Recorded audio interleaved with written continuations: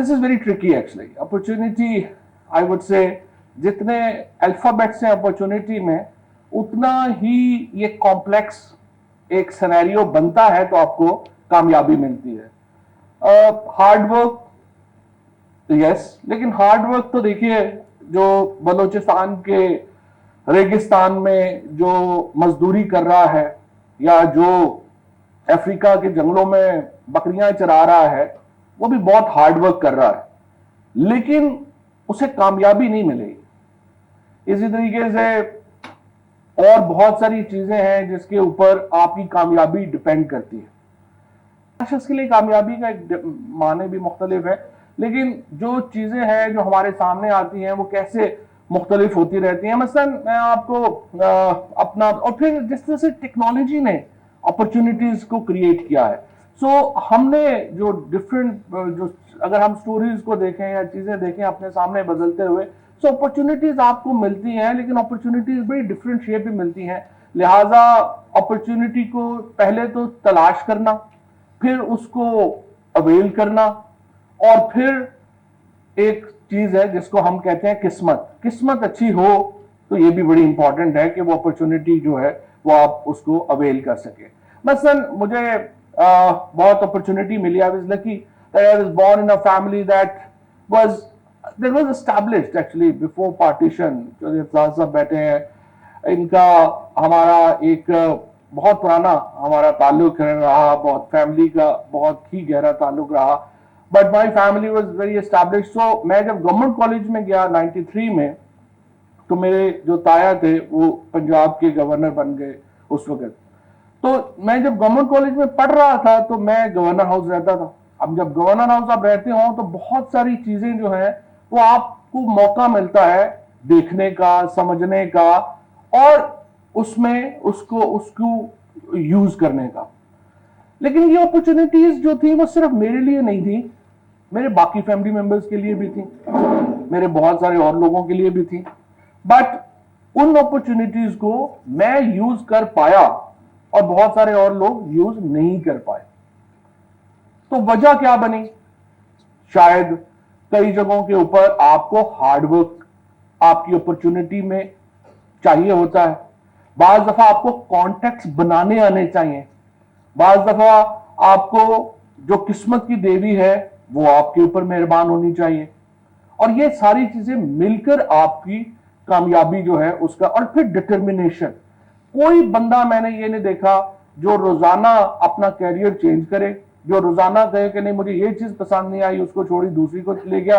वो फिर कोई बहुत ही खुशकिस्मत ही हो, कोई एक आध उसको मिल जाए तो मिल जाए। अदरवाइज ये बहुत ही इंपॉर्टेंट है कि जो कंसिस्टेंसी है वो एक बहुत ही की है आपकी कामयाबी के लिए और अपॉर्चुनिटी को अवेल करने के लिए। और लोगों ने बड़ी हार्ड वर्क किया। मसलन मैं आपको बताऊं कि मैं जब मैं नॉर्वे गया, और नॉर्वे में हमारी ये जो बेल्ट है, खाड़ियां, जेलम, यहाँ बहुत सारे लोग जो है वो नॉर्वे बैठे हुए हैं। तो मैं उनके जो बड़े लोग बुजुर्ग थे उनसे मैं बातचीत कर रहा था कि आप कैसे पहुंचे यहाँ पे, क्या हुआ। उनकी स्टोरीज जो है वो फैसिनेटिंग। एक बिल्कुल जेलम खारिया से बंदा उठता है, उसको कोई लैंग्वेज नहीं आती, उसको कोई स्किल नहीं है, उसको फॉर्म भी भरना नहीं आता।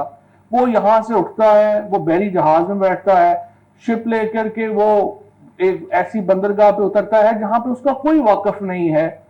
This is the dare that उस बंदे ने किया, और उस डेयर के नतीजे में वो अब मिलियनर्स है।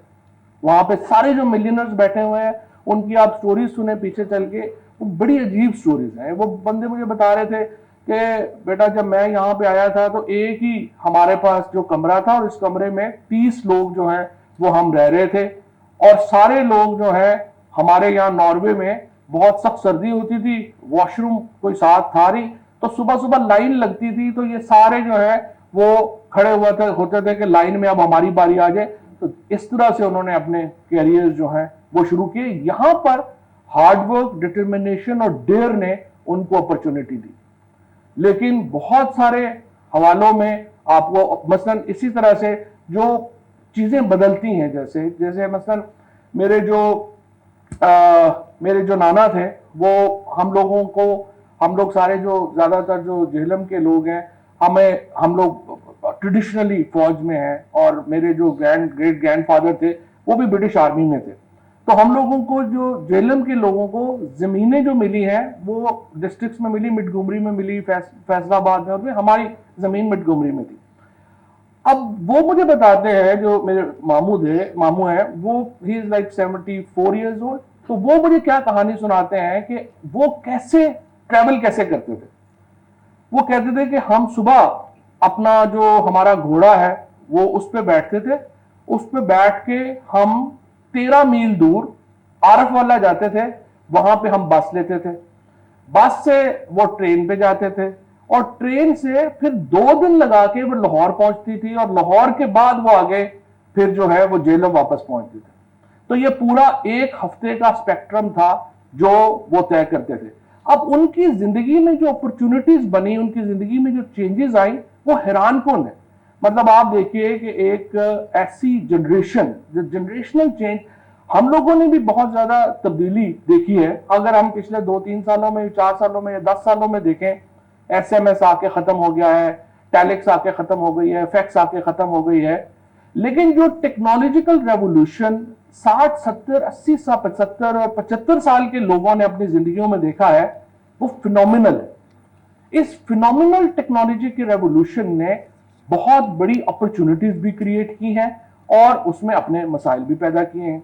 मिसाल के तौर के ऊपर आपकी अपॉर्चुनिटी है जो सोशल मीडिया के ऊपर अभी जो बात कर रहे हैं, जो फॉर एग्जांपल अगर आप देखें आज से लेट्स से मे बी 15 साल पहले हमारी जो स्कूलिंग है उसमें बहुत बड़ा फर्क था। मैं खुद, मतलब मैं आपको अपना, मैं फिर यहाँ पे अपना एक एक्सपीरियंस आपको बताता हूँ कि मेरे जो ताया थे चौधरी अल्ताफ साहब, उनका और उनके जो बेस्ट फ्रेंड थे वो थे गुलाम इसाक खान साहब, जो प्रेसिडेंट थे पाकिस्तान के। गुलाम इसाक खान साहब और चौधरी अल्ताफ साहब दोनों टाट स्कूल से पढ़े हुए थे। हमारे जेलम में वो टाट स्कूल के पढ़े हुए थे, बाद में वो FC कॉलेज में गए। लेकिन इनके जो बेस्ट 2 फ्रेंड्स थे, महमूद हारून साहब थे और अजीज मुंशी साहब थे, वो दोनों हार्वर्ड ऑक्सफोर्ड के पढ़े हुए थे। अब लेकिन उनकी और उनका जो इंटेलेक्चुअल लेवल था, जब वो बातचीत करते थे आपस में, वो तरीके पाकिस्तान की बात करते थे, वो कॉन्स्टिट्यूशन को डिस्कस करते थे, वो लॉ को डिस्कस करते थे, कोई फर्क नहीं लगता था।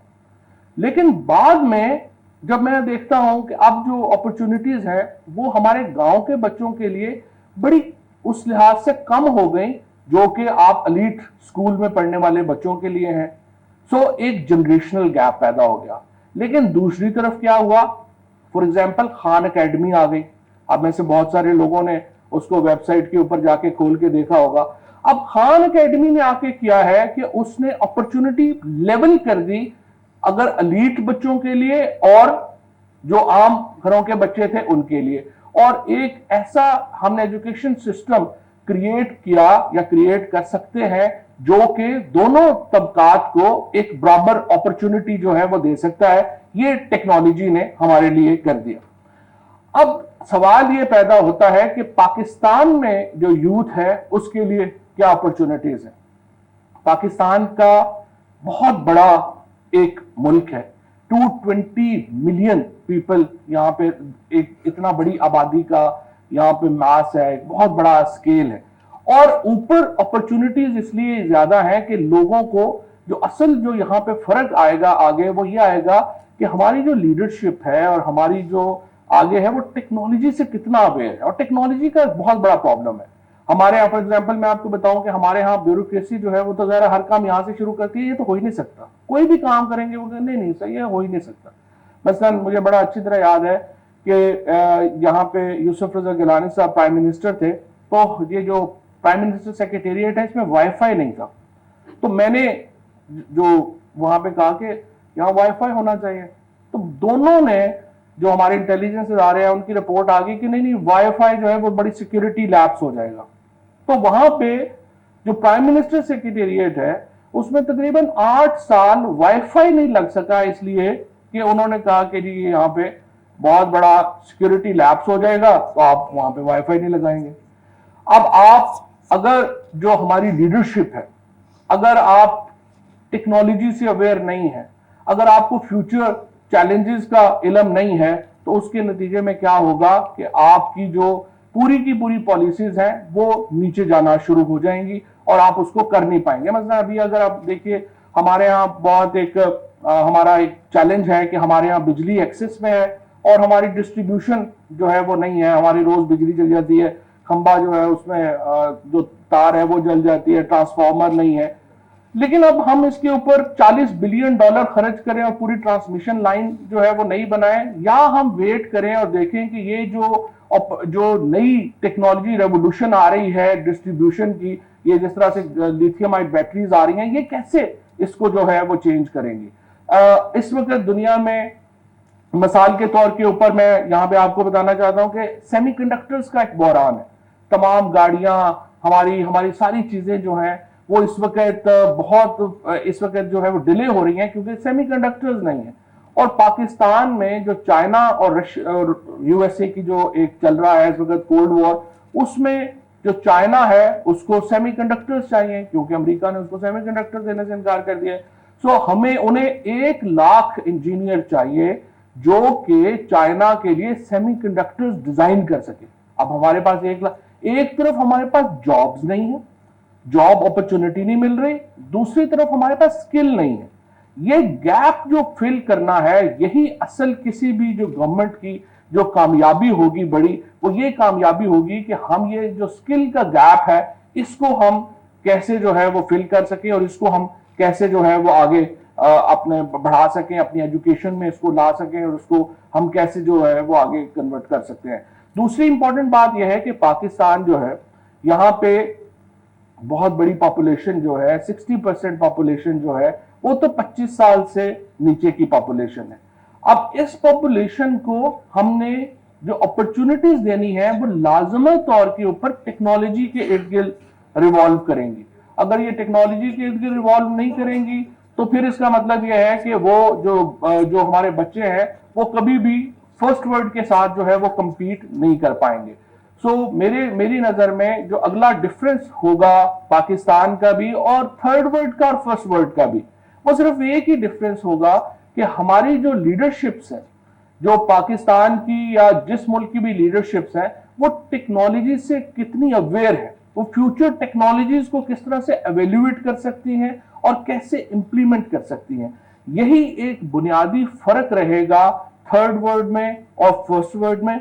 और पाकिस्तान के अंदर जो अपॉर्चुनिटीज है उनको कन्वर्ट करने के लिए यही एक इंपॉर्टेंट गोल होगा कि उसको हम कैसे अचीव कर सकते हैं। तो मुझे पूरी उम्मीद है कि इंशाल्लाह यहाँ पे जो पाकिस्तान में जो हमारे जो बच्चे हैं, हमारी जो यूथ है, वो इस वक्त को बिल्कुल जाया नहीं करेगी और इस वक्त को हम इस्तेमाल कर पाएंगे, एक फ्रॉग लीप कर सकेंगे हम आगे जाने के लिए और इंशाल्लाह दुनिया जो है वो हमारे कदमों में होगी। बहुत शुक्रिया।